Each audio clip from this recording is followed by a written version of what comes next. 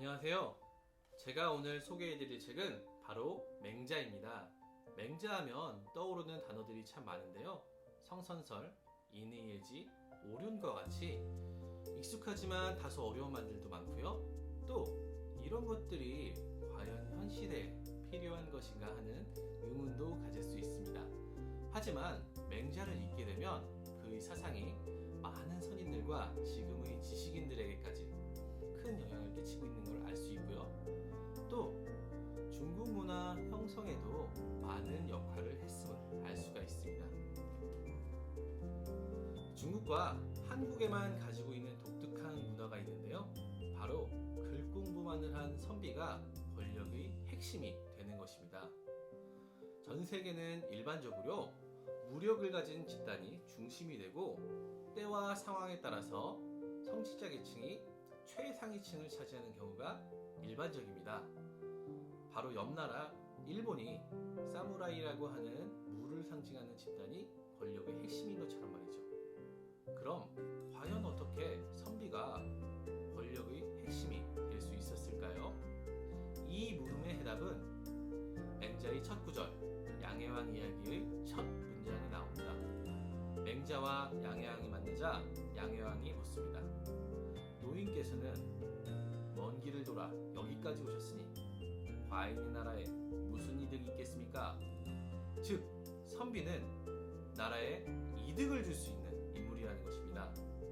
그 당시의 힘은 바로 인구수이며 그 인구수를 늘리는 것, 그리고 늘어난 인구수로 생산력을 높이는 것, 생산된 것들을 효율적으로 국가의 것으로 만드는 것, 그 과정에서 불만을 최소화하는 것, 그리고 이렇게 강해진 힘을 이용해 전쟁에서 승리하는 것까지, 이 모든 것이 바로 선비의 머릿속에서 나오기 때문이죠.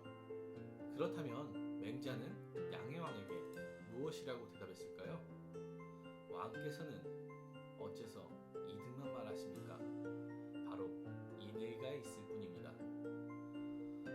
그리고 이어서 왕이 어떻게 하면 나라를 이롭게 할까만 생각하면 대부들도 어떻게 하면 우리 집안을 이롭게 할까를 생각하고 선비들도 어떻게 하면 내 몸을 편하게 할까를 생각해서 각자 사람들이 자기의 이익만 생각하게 돼서 나라가 위태로워진다고 이야기했습니다.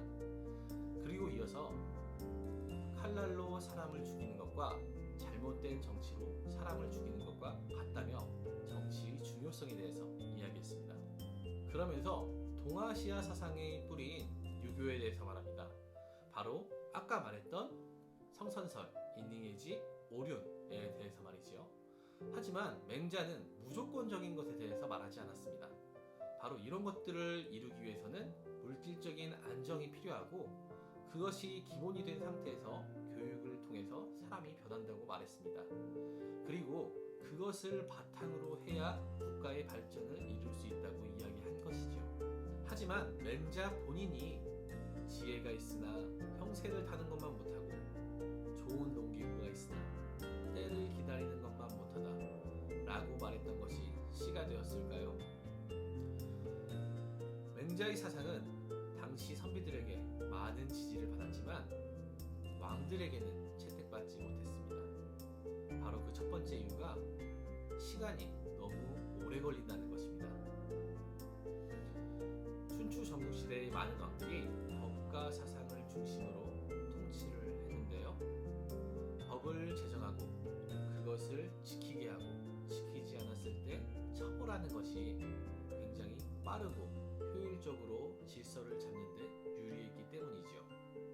둘째, 맹자는 민본주의 사상을 설파했습니다.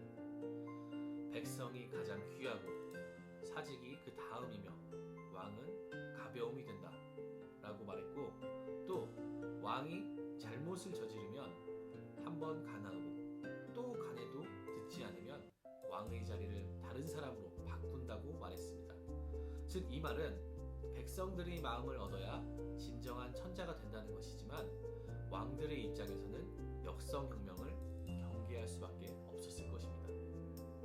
셋째, 이상적인 부분이 너무 많습니다. 인간은 기본적으로 이익을 추구하는 존재이며 실제로 춘추전국 시대에 각기의 이익을 얻기 위해서 많은 부분이 발전을 했습니다. 물론 맹자는 이러한 부분을 고쳐나가야 된다고 설파한 것이지만 모든 사람이 유학자가 아닌 이상 왕 입장에서도 납득하기가 굉장히 어려웠을 것입니다. 그리고 맹자는 백성들의 교육을 굉장히 중시했지만 실제로는 백성들에게 교육의 인프라가 미치지 못했을 거라고 생각됩니다. 바로 백성은 하루하루 먹고 살기도 힘들며 한자는 너무 어려웠고 또한 지식층을 제외한 나머지 일반 백성들을 위한 교육시설도 부족했을 것이라고 생각됩니다. 하지만 진나라가 법과 사상을 중심으로 천하통일을 이뤄냈지만 진시황 사후 수년 만에 무너지게 되고 한나라가 유교를 중심으로 400년의 역사를 가진 민족의 뿌리가 된 나라가 되었다는 것을 생각해보면 맹자의 사상과 철학은 위대한 걸음이었다고 생각되어집니다. 고려 말 그리고 조선 초의 위대한 혁명가 정도전. 그가 유배 시절 때 하루에 한 장 이상 읽지 않았을 정도로 탐독했던 맹자는 지금의 우리에게 무엇을 이야기하고 있는지 그를 몇 번이고 다시